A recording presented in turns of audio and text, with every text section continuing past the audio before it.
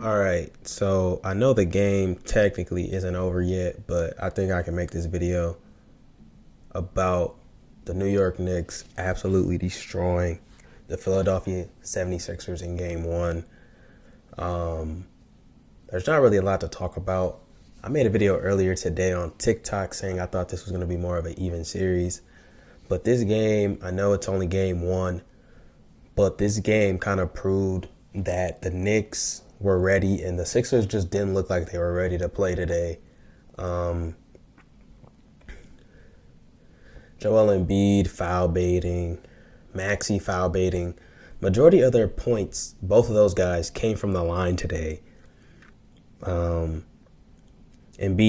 shot 8 of 9 from the line, had 14 points. Maxey shot 7 of 7 from the line, had 13 points. Both of those guys just couldn't get it going from the field, but they were able to get to the line. But you know that with the game of basketball, you cannot rely on free throw shooting to win you games. You have to make field goals and you have to play good defense. And I'm not even going to say it like the Sixers were getting locked. They just could not hit shots this game. And yeah, man, it's a 40-point game, bro. Could wrap it up right now with 98 to 137. That's why I'm like, I can make this video, because the game is over and the Knicks are going to go up 1-0 in commanding fashion. Like I said, I really thought that this was going to be more of an even series after the way that the 76ers handled Boston last series, coming back down 3-1.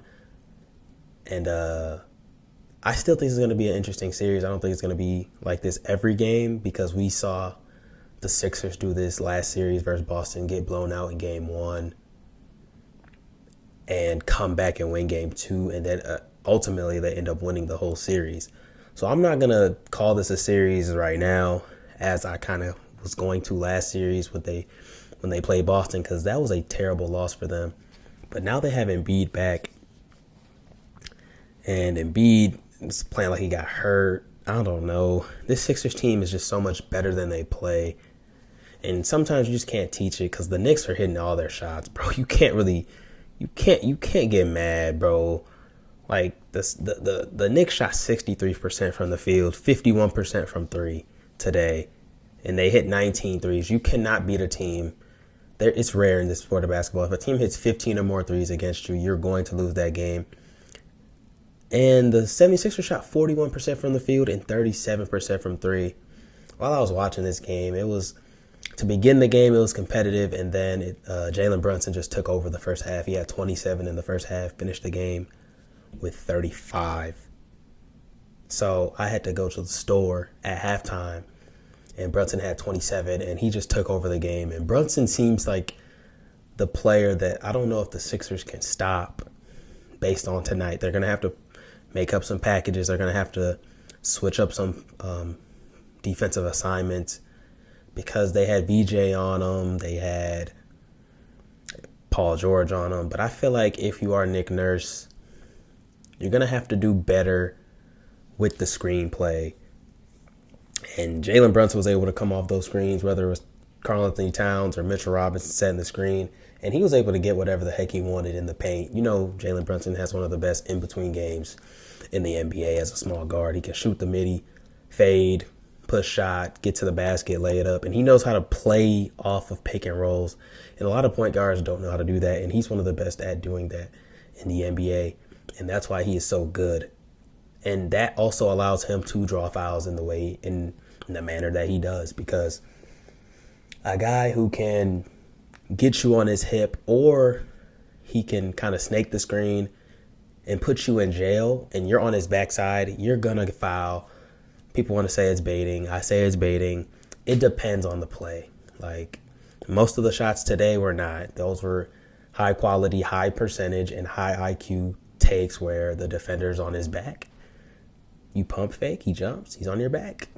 Get to the line, get 2 free throws. That's smart basketball. And Brunson was just dominant today. Cat had a really good game. He got into foul trouble early, so he didn't play much of the first half. But when he did play, he was really attacking Embiid. He got 2 quick fouls because he was being aggressive guarding Embiid, but that's just what comes with Cat, bro. Cat, I wish I could be the guy, but you can never tell a grown man what to do. Cat, I know they won the game, but Cat be reaching, and he's one up there in the league when it comes to fouls per game. And it's like he doesn't care. And like me as a coach, I'd be so angry. I'd be like, dude, if you don't just not reach and just wall up. Like, we know Embiid has a handle. If he shoots the midi, he shoots the midi. Embiid's one of the best post players in the league. And he is healthy right now. And like I said, I'm kind of rambling, but that's the purpose of this video. I think that this series is going to be, I don't think it's going to be as lopsided as it was tonight. But Mikal Bridges came to play tonight. Josh Hart had 8 points. He had 8 rebounds, though. He had 6 in the first half. And if I'm not mistaken, he had 6 assists. Josh Hart, another glue guy. He has to play. He knocked down a big three in the first half. Like I said, Mikal played really well tonight. OG Anunoby, you know what those two guys do. And one thing about the Knicks, bruh, is like, after last season when they beat Boston, people forgot that they were built to take Boston out. Like, it's funny to say that because the year before they got taken out by Indiana, they didn't even get to see Boston. And what happened last year? They beat Boston, but you have your hopes on beating a team, but you can't beat the next team. So they beat the Celtics, but they couldn't beat the Pacers again. And it's just interesting to me, bro. Knicks have one of the best rosters when it comes to starting fives in the NBA. The bench unit is also solid. You got Deuce McBride. You got Jordan Clarkson, who's going to come. He's going to give you some decent minutes. You got Jose Alvarado. He's going to give you great minutes and great energy off the bench. You got Mitchell Robinson. Like, you got a lot of pieces on that team. And they're another team that I think could also always just be better. This was a dominant win tonight, 98-137, against the Sixers team who, like I just said earlier, just took care of the Boston Celtics. And I don't think the Celtics would have gotten smacked like this in game one. But it's possible that a guy like Tatum would have been out in game one like he was in game 7. So I think it's the idea that the Knicks are taking full advantage, and the Knicks are not here to play. We saw the Knicks, like I said, last year. They lost to the Pacers again. And this is their year to win the East, man. I'm not saying it's their year to win the East, but I'm saying if they think it's their year, this is their time. You know who I got, the Pistons, but that's going to be a great series depending on who wins that series and who wins this series. I don't think the Knicks, but I think when it comes to their side of getting to the Eastern Conference Finals, which is this series, they can easily do it. But on the other end, I think the 76ers don't play this bad again this series. We saw them play this bad twice last series and still come out on top against the Celtics, who are the number 2 seed, plus Jason Tatum. And I think that Nick Nurse has to come up with a game plan. Like I said, you have to stop Jalen Brunson. You can't allow him to get inside the lane. You can't allow him to get inside the three-point line untouched. You cannot play drop coverage. Those are things you cannot do against guys who are really good when it comes to the mid-range and the mid-post. But that's what they continue to do. And that's why Jalen Brunson had 35 points on great efficiency. But I feel like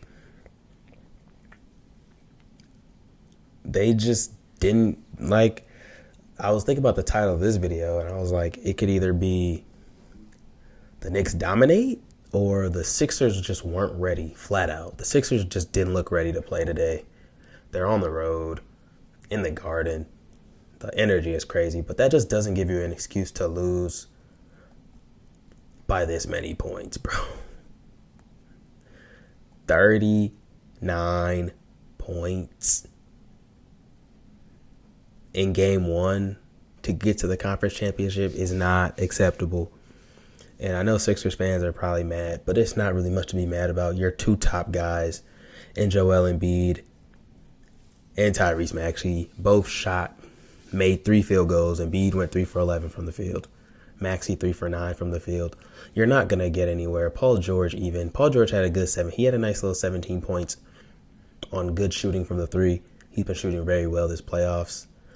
Before the game started, he was shooting 55% from Trey in the first round. He's pulling his weight. VJ played well, but like I said, it starts on the defensive end. It doesn't help that you can't stop Brunson, you can't stop OG, you can't stop McCall, you can't stop Cat, and then you can't make a shot on top of that. That just adds insult to your own injury. Like, you can't guard, plus you can't make a shot. It's not like you're trying your hardest to guard because these guys are getting great looks. Like, it was a point where they even went into a zone, and I was like, Sixers going into a zone. Me personally, as a basketball guy, a coach, I hate zones because that means somebody or multiple singular players on the court are beating you in the one-on-one game. And me as a hooper, I don't like that because if you play basketball, you should be able to defend. You shouldn't be getting bailed out by a zone because you can't guard. But that's just me. When I coach, my guys will be able to guard. My 1 through 5 will be good defenders because if you can't play defense, there's no reason that you should be on the court for my team. But that's just me, though. Little rant. But like I said, bro, I think another thing that was funny this game was the hack of Mitch. Mitchell Robinson. They subbed in Justin Edwards in the first half. What did he end the game with? He ended the game with 5 fouls. He had 2 in literally successive back-to-back plays. Like, Nick Nurse put him in, and they said hack a Mitch. And what did Mitchell Robinson do? He missed 4 straight free throws. And it wasn't really like to determine the tide of the game, but that was another weak gesture from Nick Nurse, in my opinion, looking at it from an outside in as a coach. Like, you can't stop these guys offensively. They have the momentum. You can't stop them in play, so you have to foul somebody who can't shoot free throws, and you still don't capitalize. That's what makes it even more weak to me, is the fact that you do that. You foul Mitchell Robinson on back-to-back possessions because you know they're in the bonus. He misses 4 free throws. He gets taken out the game. And they do nothing else with that. Like, they don't capitalize. They continue to do whatever they were doing in the first half, which was literally nonsense, bro. I don't know what the Sixers were doing. It wasn't much ball movement. It was a lot of ISO ball. There was some screen play, pick and roll action. But for the most part, I saw a lot of Embiid, bully ball, pump fake, defender jumps. He's going to the line because he's going to flail his body. Maxey did the same thing. And like I said, they got most of their points at the line tonight. They couldn't get much to fall. And I'm not saying it was crazy defense, but you have to, at some point, you have to say that the Knicks were locking them down because, sure, they were getting good looks, but if they're missing, your confidence is gone as a team, and that's what the Sixers look like tonight. Sixers did not look ready to play basketball against the New York Knicks. The New York Knicks, we know, should have been a top 3 or top, in my opinion, they should have been a top 2 seed this season. They let Boston get that. And they got the 3 seed. Okay? The 3 seed is good. But I feel like the Knicks did really well after dropping 2 games to the Atlanta Hawks and just coming back and just destroying them for the rest of the series, because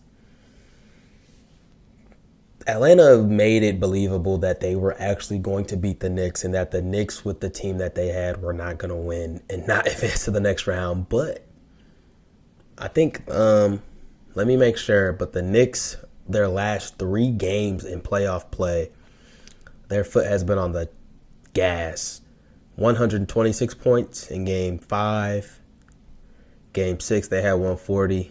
And tonight, the Knicks had 137 points in Game 1 against the 76ers. Their foot is on the gas. The Knicks want to win. And it's interesting to me, bro. It's their time to shine. It's their time to go. Mike Brown, new coach, new energy. And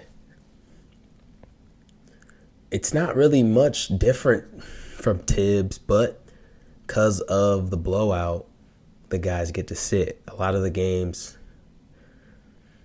like when you have depth, it's okay to sit your guys, but your guys are gonna play. Like even in the blowout, OG played 30 minutes, Jalen Brunson played 31 minutes, and I think Mike Brown has done a really good job of getting away from that narrative that Tibbs had, where he would run his guys into the ground. We haven't really seen many injuries this season, high-profile injuries for the guys on the Knicks roster, and they're looking really good, and they're clicking on all cylinders, and they're looking to get to the Eastern Conference Finals, man.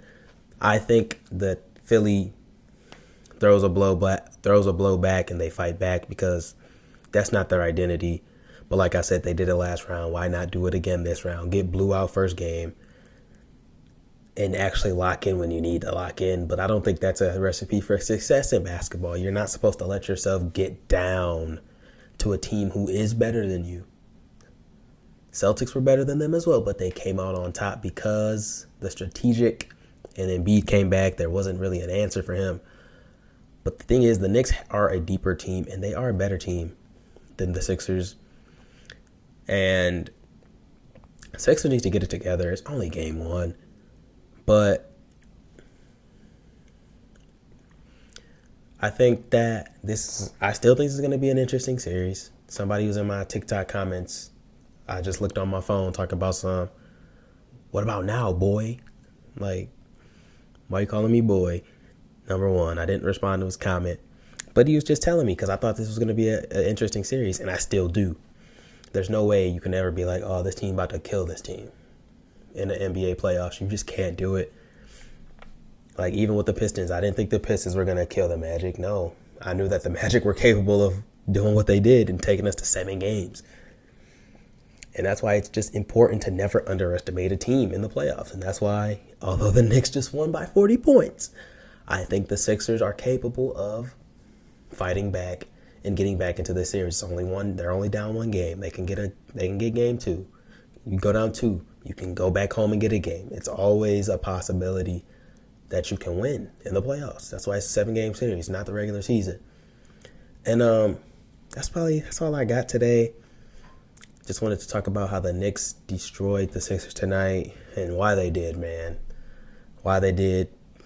All the guys clicking on all cylinders on offense. Defense looked good tonight.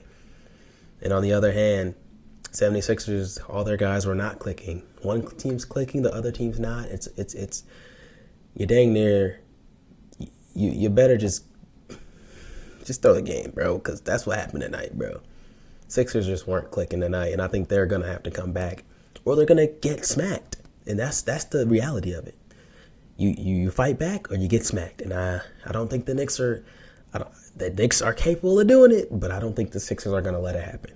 That's all I got for y'all today, bro. Fun to finish watching this Timberwolves game. Possibly get a video tomorrow or something like that. But thank y'all for watching. More of these coming as the playoffs continue, and peace out.